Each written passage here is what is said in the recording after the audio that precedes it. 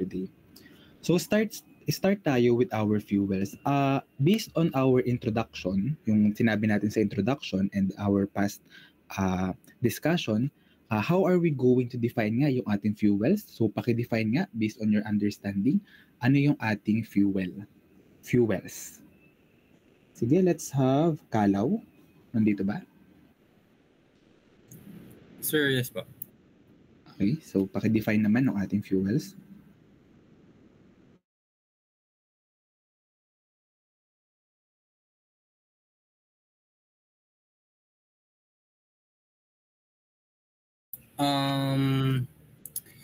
Fuels po is yung mga components po natin para mas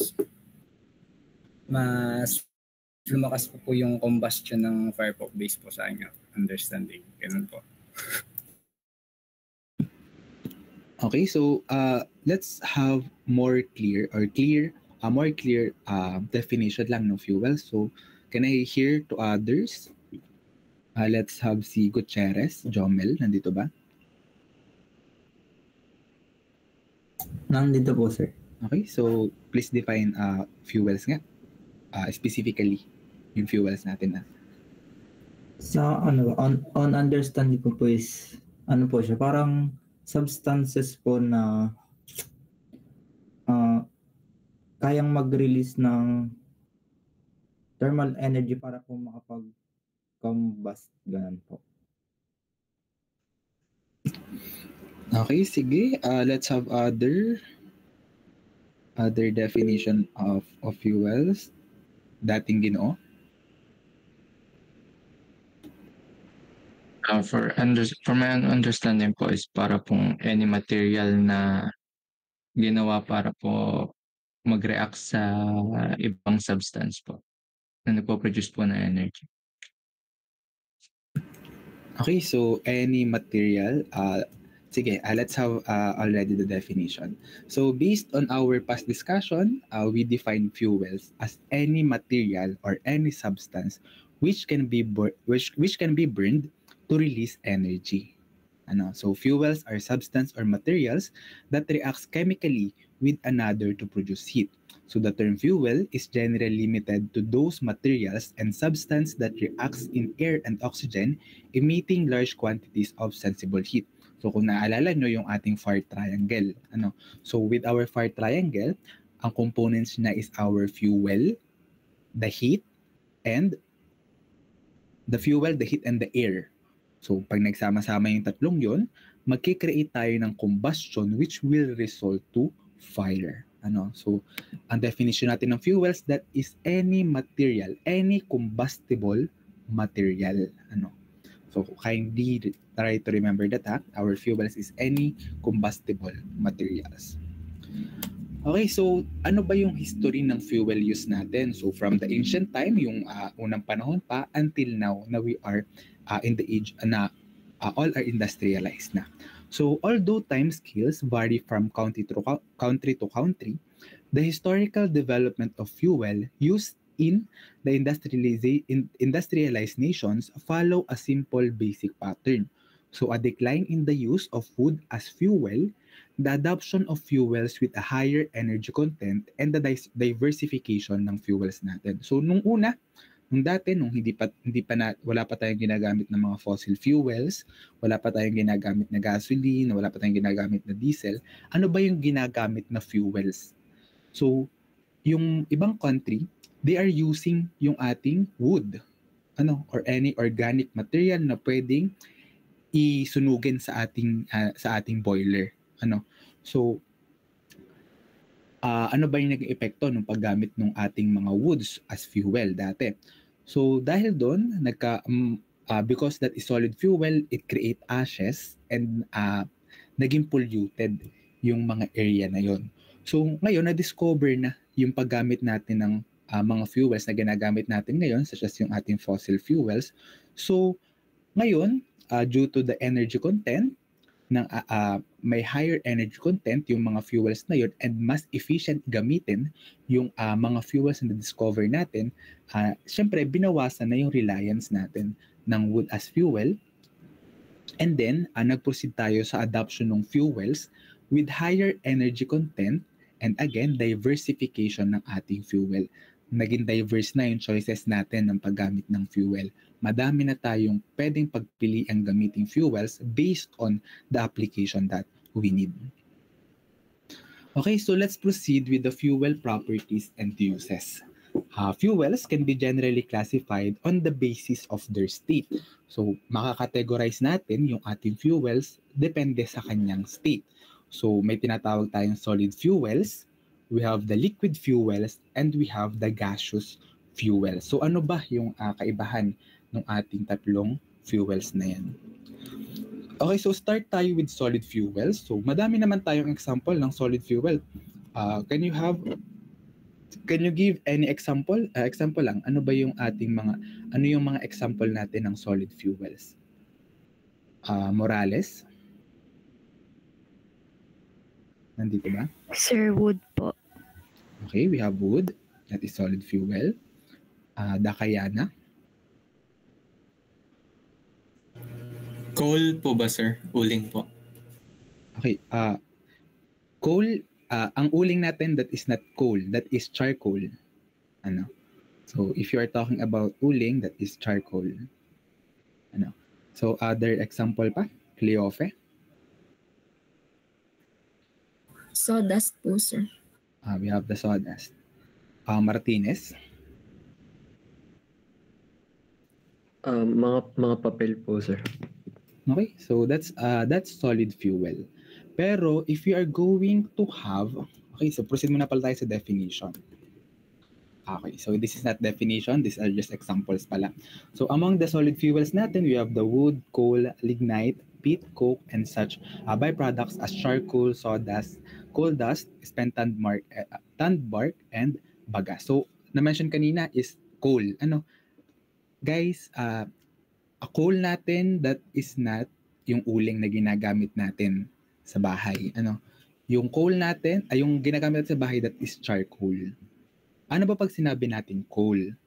So ngayon, since we are in combustion engineering, ano ba yung widely used natin na ginagamit na solid fuel?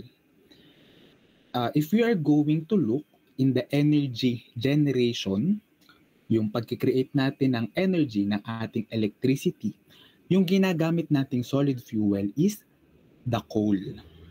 Yung coal natin na tinatawag. So, we have other biomass power plant naman wherein gumagamit tayo ng iba't ibang biomass product to fuel yung ating mga boilers ng mga power plant. But then, ang ginagamit pa din natin mainly as fuel, as solid fuel is the coal. Okay, so ano ba yung coal natin? Yung coal natin, minimina yan. That is a mineral. Ano? So sabi nga dyan, one of the mankind's primary energy source is a rock-derived coal. So that is from vegetable matter through the metamorphism, which requires that heat and pressure should act over long periods on this matter. So, familiar ba kayo kung saan mostly minimina yung coal dito sa Pilipinas? Are you familiar? If you are going to hear yung lugar, baka maalala, baka magiging familiar. Do you know the Semirara? Narinig niyo na yung Semirara? Ayan. So, yung Semirara, dyan minimina mostly yung coal na ginagamit natin sa mga power plants. Ano? So again, minimina yung ating coal. Hindi yan yung charcoal. Okay? So bakit ba ginagamit yung coal? Bakit coal yung ginagamit natin sa mga power plants? So kasi kung titingnan nyo, yung ating mga power plants in the Philippines, mostly or madami sa ating mga power plants is coal-fired. Or ang ginagamit nating fuel ay coal. Yung coal natin, this is considered a good source of energy due to its abundant supply, affordability, and reliability. So yung ating coal-fired power plants can generate large amounts of electricity on demand, providing a constant and stable power supply. So it is often cheaper to extract and use than other fossil fuels. Okay, so ikukumpara natin yung ating magagastos, if we have a coal mine and kung mag-e-extract tayo ng fossil fuels underground and we're not sure pa kung syempre magkakameron muna ng exploration kung saan ba may fossil fuels. After exploration, saka pa mangyayari yung ating extraction ng ating fossil fuels. So, since cheaper yung pagkuha ng coal kaysa fossil fuels, syempre, this is one of the source. So, another factor is wala naman tayong source ng fossil fuel sa Pilipinas. All of the fossil fuels na ginagamit natin sa Pilipinas ay imported. Wala tayong sariling fossil fuel extraction. We still don't know if we have the reserve. Siguro research shows that we have the reserves of fossil fuels, but then wala pa tayong nangyayaring extraction ng fossil fuels as far as I know. And I think that is nung college pa din ako. So, dito lang naman ako gumraduate. So, nung panahong yun, parang na-search namin or we researched that wala pa naman talaga tayong source of fossil fuel dito sa Pilipinas. So, making it relatively inexpensive energy source. So, another advantage ng paggamit ng coal natin, the coal is easy to transport and does not require special storage facility, making it a versatile energy source. So, yung coal natin, that is easy to transport. I-compare natin yan sa pagtatransport ng liquid fuel or kaya ng gas fuel.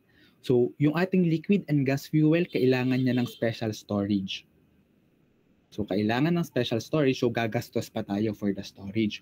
Kapag coal yung ginamit natin, mas madali yung transportation. Kasi, that is solid. Hindi naman yan kailangan ng special container or special storage para mai-transport natin from the coal mine going to our coal-fired power plants. So yung ating coal combustion, so this is the disadvantage ng paggamit ng coal. Coal combustion releases pollutants that contributes to air pollution and climate change. So that is the main disadvantage ng paggamit ng coal. Kaya madami ding environmental group na umuoppose sa paggamit pa natin ng mga coal-fired power plant. That is because of the pollutants it release sa ating environment. Okay, so this is just an example of a coal-fired power plant. So we are not going to talk on the whole power plant naman kasi ang focus lang natin is the combustion process. So dito lang tayo sa boiler. Ito lang yung ating i-discuss, the boiler part. Okay, so as you can observe din kasi, kung makikita nyo, papansin nyo, yung mga power plants natin, that is located near bodies of water. So bakit siya near sa ating mga bodies of water? For us to have the supply ng water. So yung water natin, ginagamit natin siya as working fluid and also a cooling element sa ating parts ng power plant. So that's why, kung makikita nyo, yung mga power plant is near bodies of water. Okay, so ngayon, yung coal natin, again, hindi naman yan kailangan ng special storage.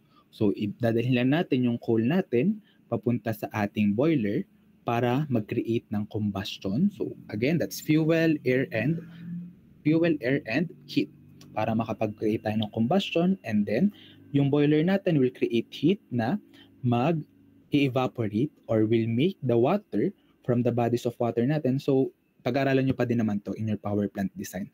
Yung water na ginagamit natin dito, tinitreatment pa yan. Hindi yan basta kukunin lang sa Hindi yan basta kinukuha lang din sa ating mga bodies of water. If that is from the sea, nagkakaroon pa yan ng desalination. So, turo naman yan sa inyo yung pagde-design ng power plant sa PPD. So, focus muna natin is the combustion process. So, we are going to create combustion para magkaroon tayo ng init, para ma-turn natin yung water into vapor, and those vapor or steam natin will drive our turbine. So, that is the Rankine cycle na diniscuss natin sa ating Thermo 2. So, yung Rankine cycle natin, so the steam natin will proceed to our turbine that will create or generate power or electricity going to our transmission line. So, this is just an example ng ating coal-fired power plant. Okay, so yung mga coal natin, may iba't ibang ranks pa yan. So it depends, yung ranks natin is based on the carbon content ng ating coal. So pag sinabi nating lignite, that is closely related to peat but has lower moisture content. Tinatawag din tong brown coal because of its dark brownish color. So hindi siya masyadong ginagamit in power plants kasi mababa lang yung kanyang heating value. It has the lowest heating value of any ranks of coal not exceeding about 8,300 BTU per pound. So yung bituminous coal naman natin, this is a more dense than lignite natin and it is black in color. So the heating value of this coal ranges from 10,000 BTU per pound to 15,000 BTU per pound. So sabi nga dito, this coal is the most commonly used in the ranks of coal for industrial purposes, both for generation of electric power and for production of coal tar and coke through destructive distillation. Meron din tayong tinatawag na anthracite. So, mahirap makita itong anthracite. So, sobrang taas din kasi nung carbon content nito. So, this is the hardest of all the ranks of coal and typically has a lustrous black appearance.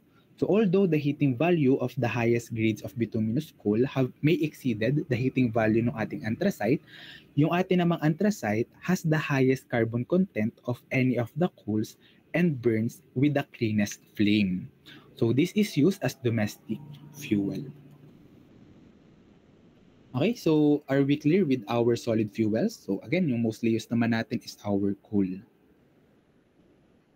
Can we proceed na with our liquid fuels? Okay, Santos? Sir, din po sa module po, meron pa pong number 4. Kasama din po ba siya, sir, sa ano niyo? Okay, so yung number 4 naman natin is the coke. So that is just the residue naman. Sinama lang din siguro yan ng sir para ma-explain lang din. So again nga, other information naman is present sa lecture notes natin. So kindly refer na lang din, and then if may information man ako masabi dito, kindly take note na lang. Okay, can we proceed now with the liquid fuels? Yan, so kung yung ating solid fuels, specifically yung coal natin, is mostly used sa ating power plant or power generation, saan naman natin madalas ginagamit yung ating mga liquid fuels? So, saan natin siya madalas gamitin? Agbing? Sir, sa mga sasakyan. Okay. So, doon talaga madalas ginagamit yung ating liquid fuels in our internal combustion engine ng ating mga sasakyan. Okay. So, pero yung ating namang liquid fuels, specifically yung diesel natin, ginagamit din siya in power generation. So, meron tayong mga tinatawag din na diesel-powered plants, yung mga power plant na nagra-run through diesel. Pero, pag-aaralan nyo pa din naman to sa PPD, I would just like to explain this for you to have the background ng fuel use natin or handling natin ng different fuels. So, yung ating kasing diesel power plants, I think sa Subic merong ganun. I don't know pa din yung ibang place, but then iisa-isa nyo din naman yan kapag nag-aral na kayo ng power plant. So, yung ating diesel power plant, hindi siya laging ginagamit. So, we have this demand in electricity, and then, in some time or in peak hours, di ba tumataas yung demand in electricity? Tumataas yung ating kailangang electricity. So kapag nagkakaroon tayo ng demand, ng higher demand, and then kinulang yung ating supply ng kuryente, saka bubuksan yung ating mga diesel power plant para ma-meet natin yung requirement na electricity demand. So bakit doon natin siya ginagamit sa peak load? Bakit hindi natin laging gamitin yung ating diesel power plant? So one advantage ng paggamit ng ating diesel power plant is madali yung startup. Compared dun sa mga gumagamit ng ibang fuel such as yung coal natin. So syempre kailangan muna natin magsunog ng coal, And then, pagkasunod ng coal, papainitin pa natin para mag-create tayo ng steam from the water. So, matagal yung process. Sa diesel power plant, kapag ni-start natin, it will be running through diesel cycle. Pinag-aralan natin. So, mas mabilis yung kanya magiging start up. So, madali lang siyang i-start. Pero, the disadvantage is mas mahal yung fuel na gamit, mas mahal yung ating diesel fuel compared sa other fuels natin. So, kaya naman, since easy start up, pero mas mahal, ginagamit lang siya kapag kailangan. Hindi siya laging ginagamit. So, that is for our liquid fuels. Okay, so ano ba yung ating mga types and sources ng liquid fuels natin? So first, we have the fossil fuels. Sige nga, I think every one of us naman is familiar pag sinabi natin fossil fuels. So can you have the definition or saan kaya? Ano yung pinagmulan or source kaya ng ating mga fossil fuels? Sige, let's have si Camo. Camo, Gian. Nandito ba? Opo, sir. Okay, so saan kaya galing yung mga fossil fuels natin? Sa natural gas po.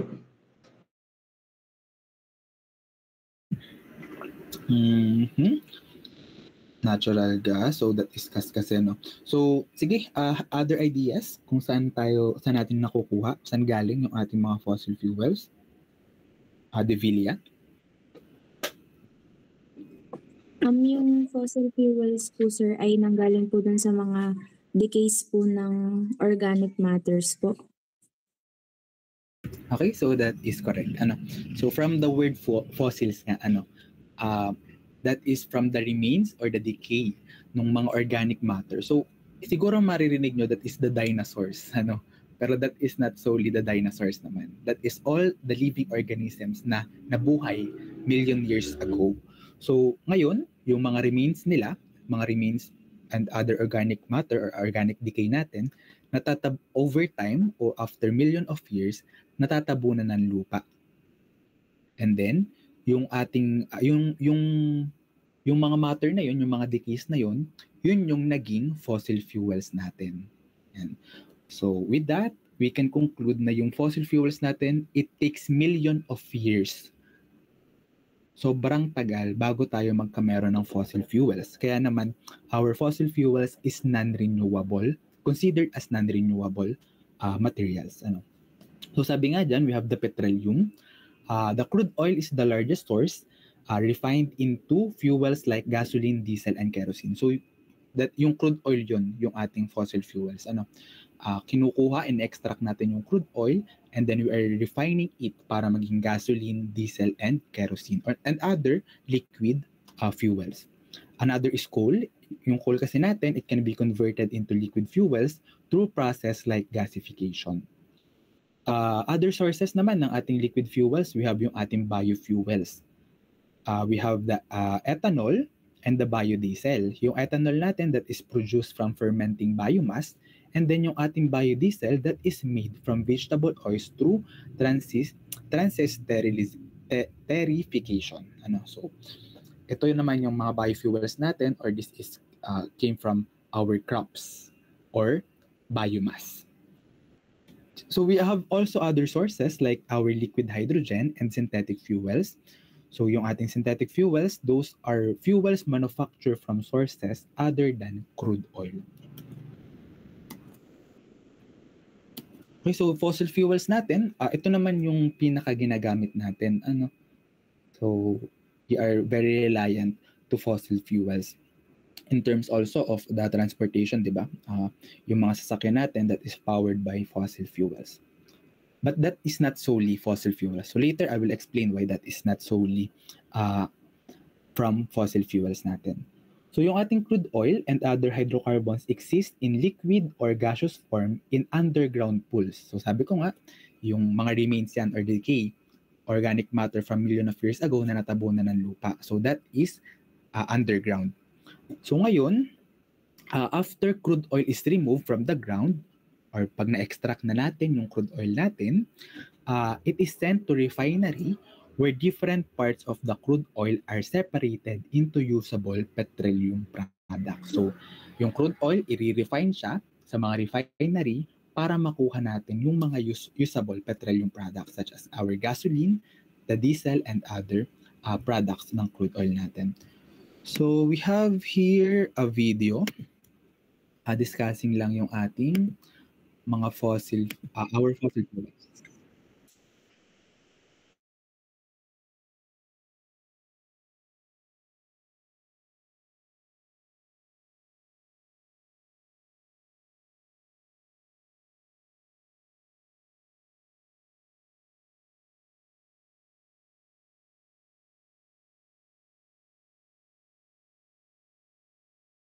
Refining begins.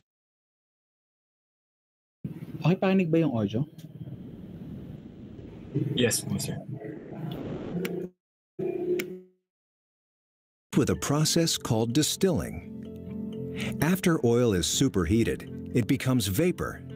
The vapor is fed into the distillation unit. As it rises and cools, the vapor turns back into a liquid. Using stacks of trays, the liquid is easily collected and separated by weight. The lighter and medium weight liquids require less processing before they're ready to be used in cars and trucks. The heavier liquids need more processing to become useful.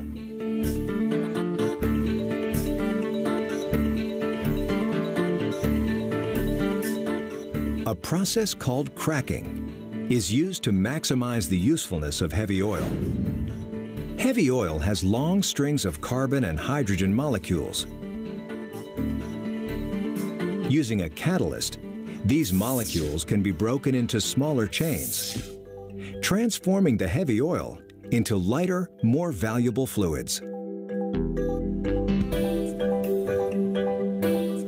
Reforming is a process that increases the amount of gasoline produced from crude oil. One of the products separated in the distilling process is a liquid called naphtha. The number of carbon atoms in naphtha is about the same as the number found in gasoline, but their structure is more complex. Reforming rearranges the naphtha molecule, turning it into a usable, gasoline-like molecule.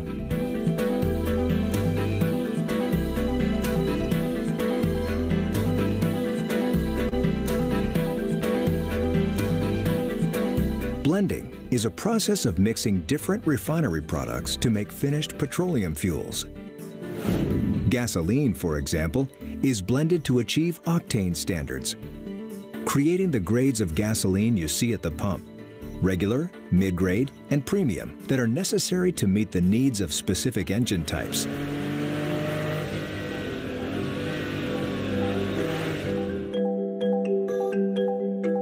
Treating is a process used to produce cleaner gasoline, which helps protect both the environment and our health.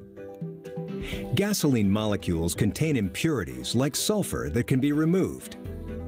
When the molecules are heated and come in contact with a special catalyst, a chemical reaction occurs that strips the sulfur away. These sulfur compounds are used as fertilizers and in pharmaceuticals. Nothing goes to waste in a refinery.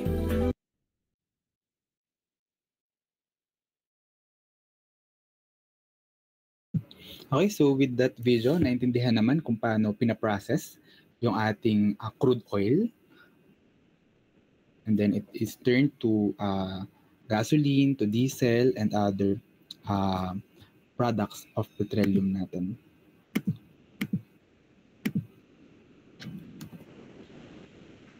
Okay, so going back here, this is yung example natin dito. This is not actual naman. Hindi naman laging ganito yung nakukuhang fraction ng ating ng different fuels natin from the crude oil.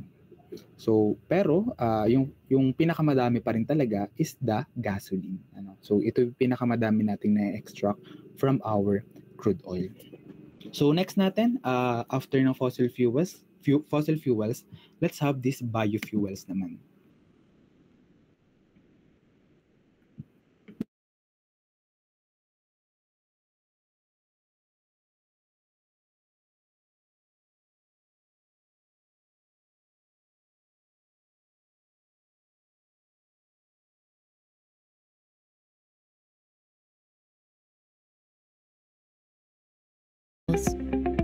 Biofuels are combustible fuels created from biomass.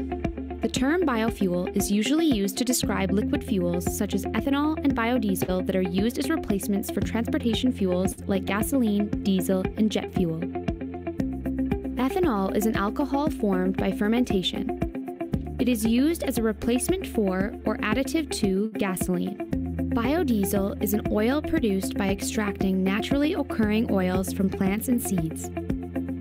Biodiesel can be combusted in diesel engines or blended with diesel fuel. Biofuels are grouped in 3 categories based on the type of feedstock used to produce them. First-generation biofuels are produced from food crops. For ethanol, feedstocks include sugarcane, corn, maize, and others. For biodiesel, feedstocks are naturally occurring vegetable oils such as soybean and canola.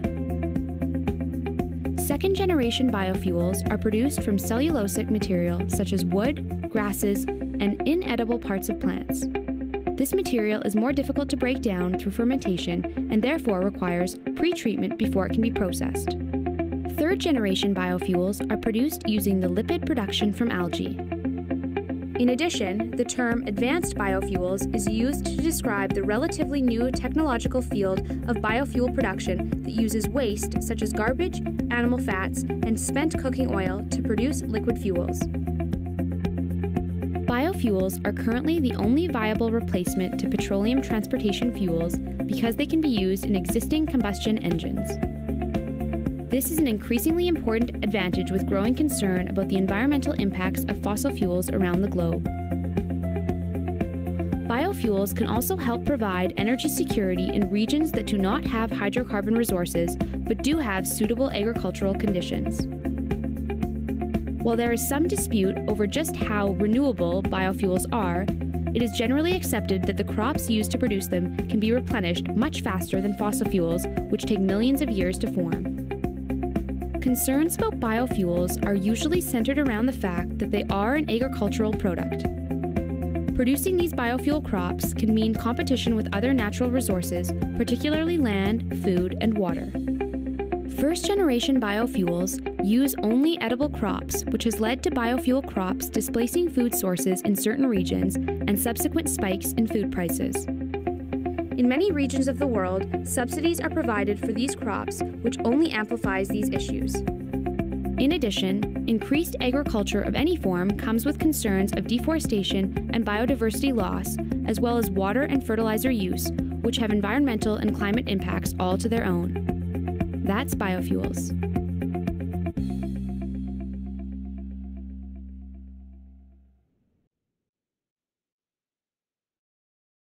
Okay,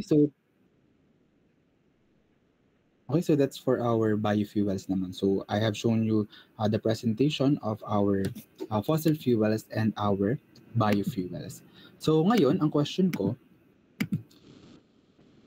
using biofuels, yung biofuels natin that is the only viable replacement na pwede natin gamitin sa ating fossil fuels. So because of the environmental impact ng ating fossil fuels and considering that our fossil fuels is non-renewable or it takes million years bago magamit ulit yung ating mga fossil fuels. So bakit kaya hindi natin fully i-replace yung ating mga fossil fuels ng ating biofuels? So bakit hindi tayo pwedeng purely ay mag-rely on biofuels at completely alisin na natin yung ating fossil fuels? So bakit kaya? So do you have any idea? Perinya, nandito ba?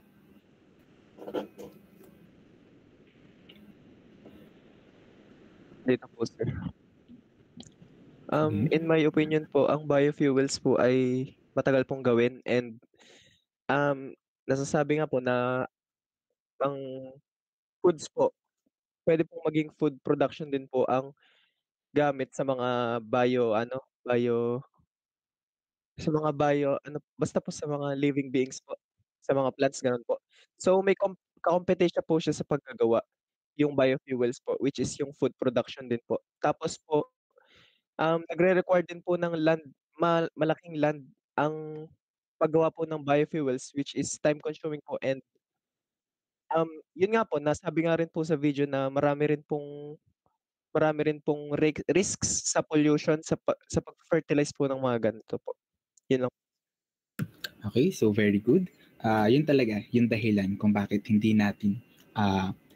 tayo pwedeng solely mag-rely sa biofuels kahit we can use biofuel aside from fossil fuels. That is, may kompetensya kasi.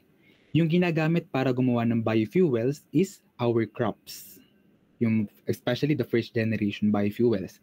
Yung crops natin, ginagawa siyang biofuel. So kapag lahat or yung ating crops is ginamit natin para mag-produce ng biofuel, so ano na lang yung matitira for consumption ng food natin. So ngayon, kung sinasabi nila, di magtanim tayo ng magtanim, damihan natin yung ating crops. Ang mangyayari naman, magkakaroon tayo ng deforestation para magawa natin siyang agricultural land. And then yung paggamit nga ng fertilizer and water and other activity, yung fertilizer, it can pollute also aside from the deforestation. So, because of that, hindi tayo pwedeng solely mag-rely on using biofuels. So, clearly explain din naman kung bakit hindi tayo pwedeng mag-rely lang sa biofuels. Okay, so thank you. Yung ating paggamit ng biofuels, that is not voluntary. It is mandated by laws. By a law. So sabi ng batas natin, the Biofuel Act of 2006, this landmark law established the framework for biofuels in the country. So its primary goal were to reduce the dependence on imported oils and to boost the local agricultural economy. So again nga, yung ating yung fossil fuels natin, lahat yan imported. Wala tayong sariling production sa bansa natin. That's why, apektado tayo pagka nagkameron ng increase ng price sa world market. Siyempre, tataas din yung ating presyo ng fuels dito. So, as effort ng government to reduce yung ating independence sa imported oil and para din ma-boost yung ating local agricultural economy, it is mandated to specific blends. So, una is yung bioethanol natin. So, all gasoline sold in the country must have an ethanol blend. This started at 5% or E5 and raised to 10% in 2012. This is the standard unleaded or premium gas you buy in any gas station today. So, yung ating, yung ginagamit nating gasolina sa buong bansa, hindi yan purely, sabi ko nga, hindi naman tayo purely gumagamit ng fossil fuels. As mandated by law, dapat may ethanol blend yung ating gasolina na binebenta sa Pilipinas. So, after i-import natin yung ating gasoline, import natin yung ating diesel, nagkakaroon pa rin tayo ng process dito sa Pilipinas wherein yung in-import natin, it will have the ethanol blend. So ano ba yung, kaya meron din, actually hindi naman dahil doon, kaya meron tayong unleaded and premium. So sinabi lang dito that yun yung nakikita nating unleaded and premium gas sa ating mga gas station. Yung ating mga engine ng sasakyan, may specifications naman yan kung ano yung gagamitin natin. Can we use the unleaded or kailangan natin gamitin ay premium? So anong kaibahan nun? It is with the octane. So pwede natin gamitin is, for example, yung sasakyan mo, ang sabi sa standard ng sasakyan mo is ang gagamitin mo dapat fuel is unleaded. So pwede gagamitin mo talaga is unleaded, pero pwede ka namang gumamit ng premium kasi premium may higher na octane, may higher octane siya. So ngayon, pag gumamit ka ng premium, ang mangyayari lang, napamahal ka lang kasi pwede namang unleaded yung gamitin mo. Okay na yan dun sa engine mo kasi that is the specification ng ating engine. Pero pag ang specification ng iyong sasakyan is premium gas, yung kailangan gamitin, hindi ka pwedeng gumamit ng unleaded kasi lower yung octane niya. So ang gagamitin natin is the equal or greater than dun sa requirement octane natin. So pag premium yan, ginamitan natin ng unleaded, ang magiging result niyan is yung ating tinatawag na knocking. Yung knocking natin, that is the premature combustion. So magpi-premature yung combustion, masisira ngayon yung engine natin. Kaya dapat, kung premium yung nakalagay sa ating sasakyan, premium dapat yung gagamitin nating gas. Hindi tayo pwedeng gumamit ng mas mababang octane, which is yung ating unleaded. Okay, so that's for our gasoline. So proceed muna tayo with our biodiesel. Balik tayo sa discussion. Yung biodiesel naman natin, all diesel fuels sold in the country must be blended with biodiesel. So as mandated, it was set at 2% using cocoa methyl ester from the local coconut industry. So biodiesel naman yung ginagamit na panghalo sa ating ini-import na diesel fuel. Okay, so yung Department of Energy natin, minandate niya yung gradual increase ng biodiesel blend. So in October 2024, nag-increase siya ng 2% to 3%. So itong data na to, this is get this year but not on October. So hindi pa to updated. But then on October 2025, dapat daw nakaset na yung increase ng 4%. So maybe yung ating mga available na diesel sa market natin o sa mga gasoline station natin, that is 4% biodiesel na. So in October 2026 naman, the blend will reach to 5%. So this major development, moving from B2 or 2% to 5% is expected to create a massive new market for the coconut industry, requiring hundreds of millions more coconut per year. This is the direct government effort to increase the income of the coconut farmers. Okay, so that's it for our liquid fuel. So we have other liquid fuels pa din na discussed, and that is in our module naman. So pinafocus ko lang din yung discussion natin kung ano ba yung gagamitin natin sa combustion. So ginagamit naman nating fuel in combustion or in combustion engineering is our diesel and gasoline for liquid fuels. Okay, can we proceed now with our gaseous fuels?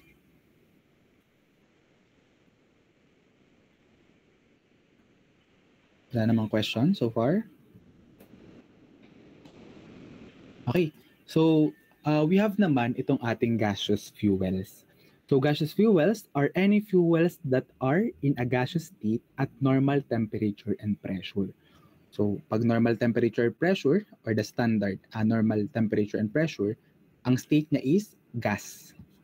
So it includes the gaseous hydrocarbons such as methane, ethane, ethylene, and acetylene, as well as carbon monoxide and hydrogen. So some gaseous fuels are mixture of several of these substances in proportions that depends on the source of the gas. So the biggest advantage, so ano yung pinaka-advantage pagka gas yung fuel natin?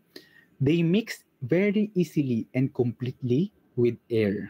So compared sa solid and liquid fuels, mas madali kasi yung mixture ng gas fuel into air. So, dahil doon, it allows them to burn very cleanly and efficiently, often producing little to no soot or ash. So, that is the advantage ng ating gaseous fuel. So, I will just be presenting yung common example lang ng ating mga gaseous fuels. But then again, we have the reference naman in the lecture notes.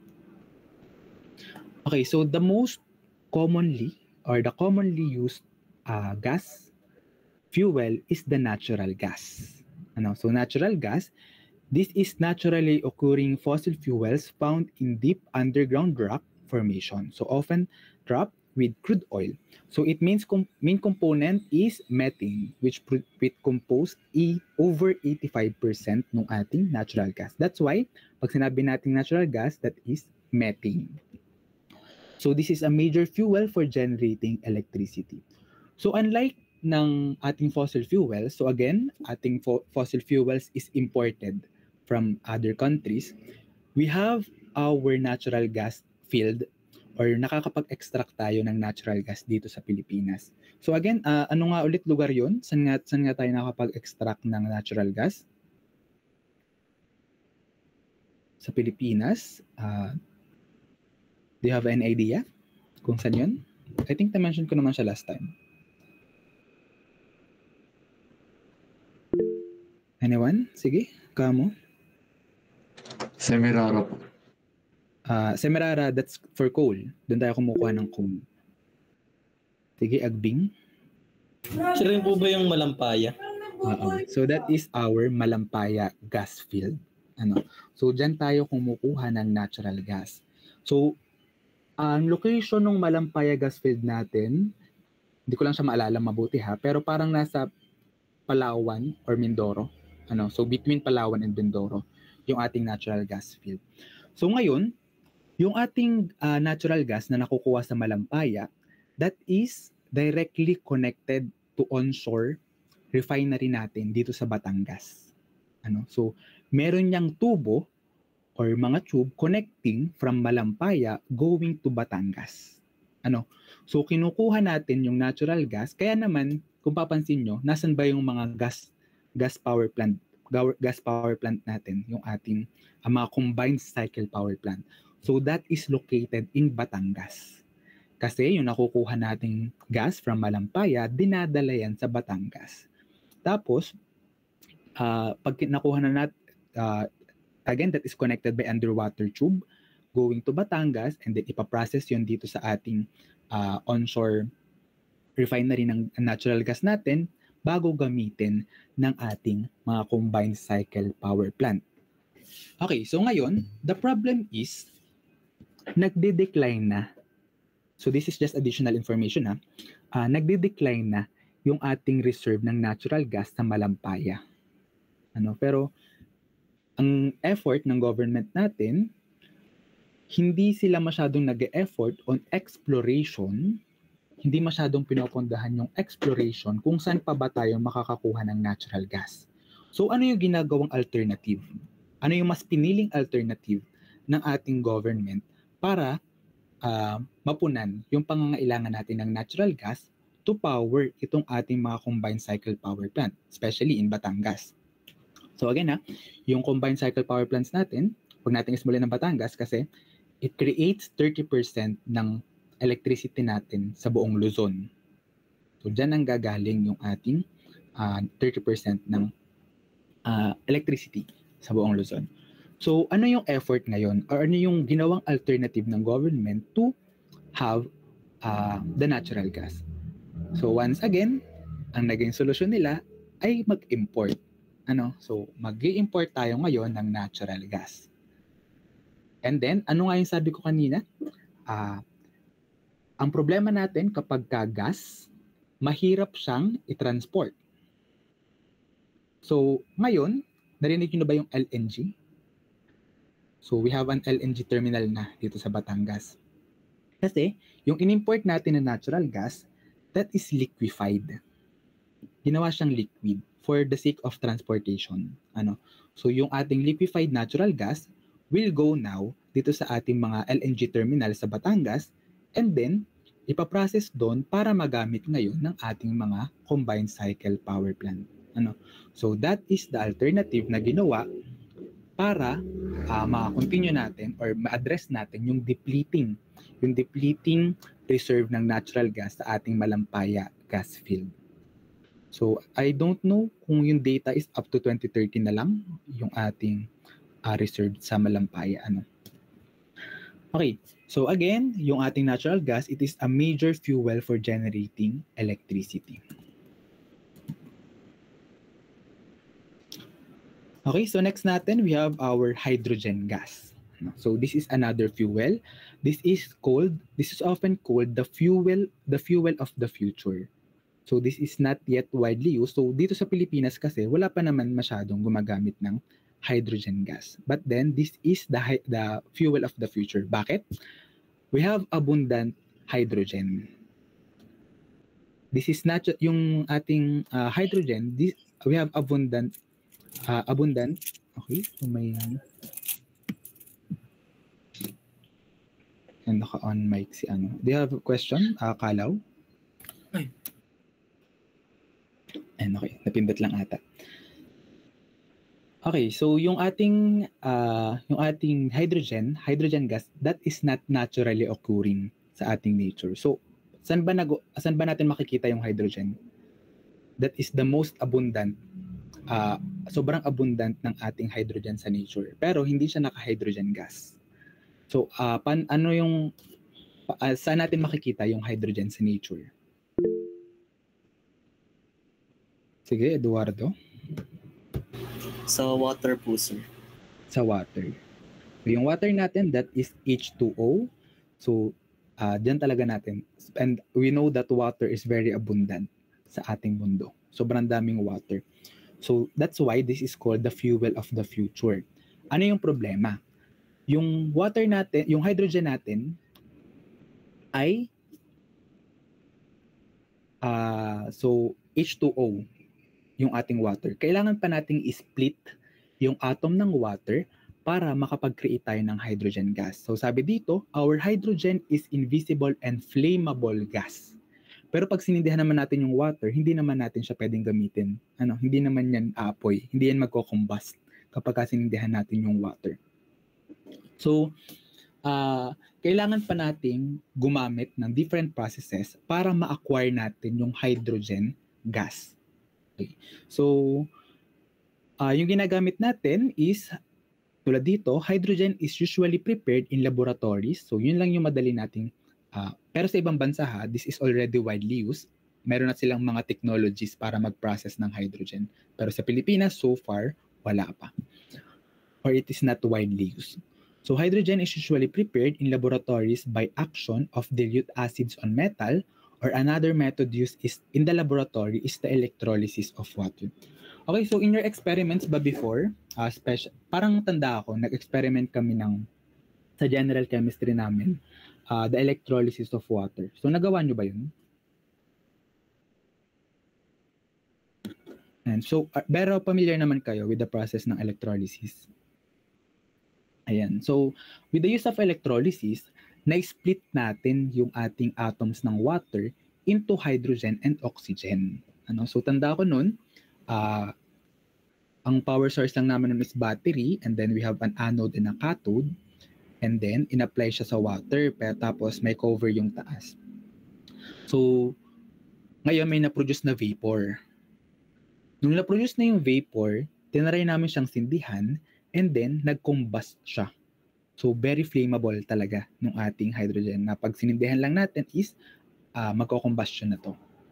So, that is one example kung paano natin ma-acquire yung ating hydrogen gas through electrolysis. Okay, so sabi nga dyan, again, this is often called the fuel of the future because it's an extremely clean energy carrier.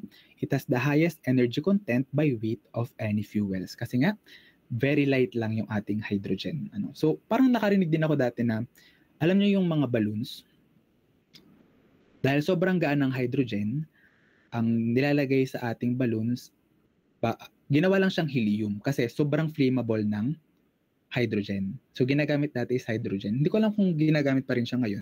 Ginagamit siya para palubuhin yung mga balloons natin. So, helium na yung ginagamit kasi nga, sobrang flammable ng hydrogen. Medyo delikado.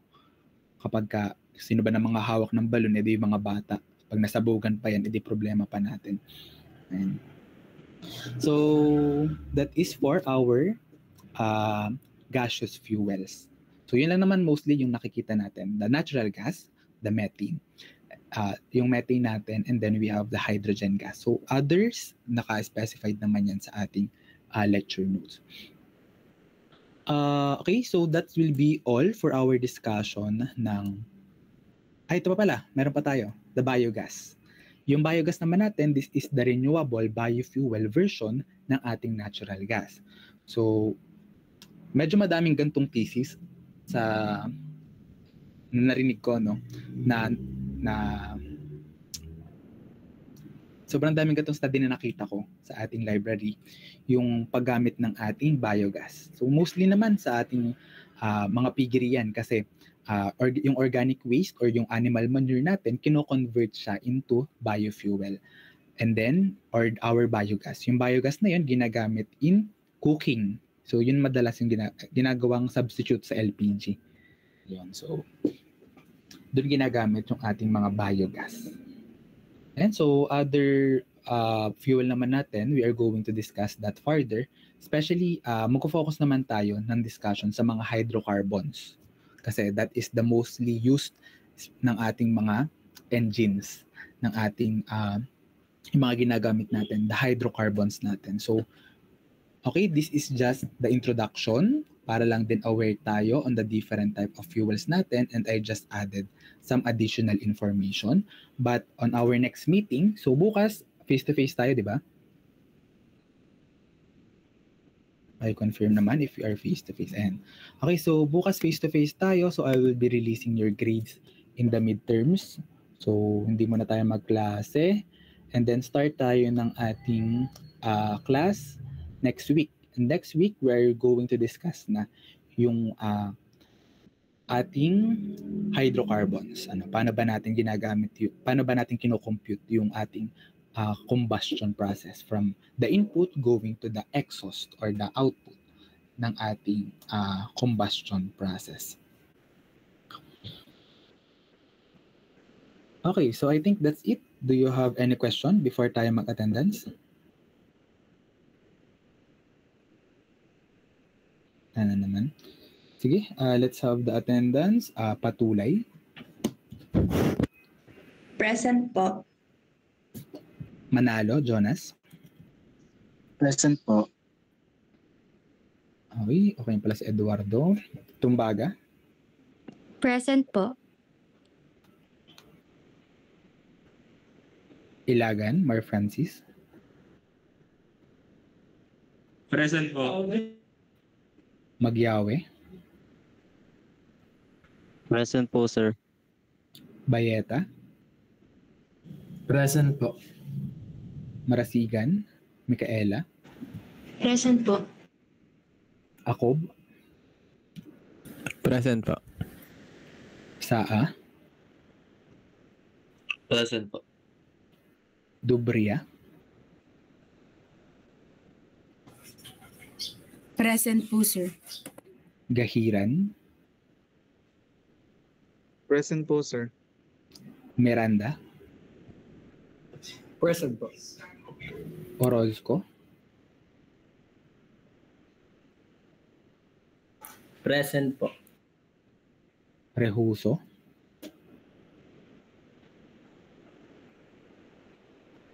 Rehuso.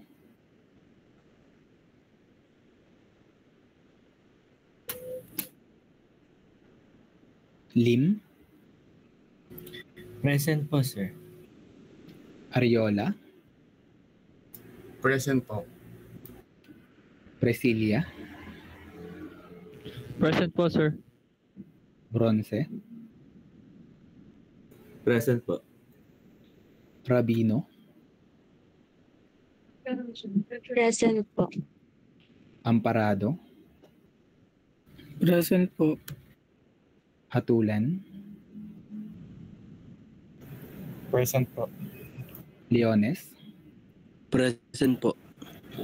Mendoza. Brent. Present po, sir. Santos. Present po, sir. Romualdo. Sir, present po. Umali. Present po, sir. Kuliyat. Present po, sir. Magnaye. Present po. Gonzales. Present po, sir. Liwanag. Present po. Torino. Recinto.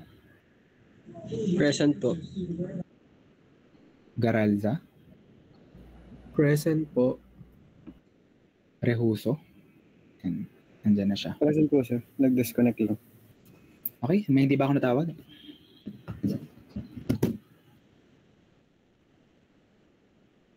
Yan. So I hope may naintindihan, and if you don't have any other question or concerns, you can already leave our meet. Thank you. Thank you po, sir. Thank you po, sir. Thank you po, sir. Thank you po.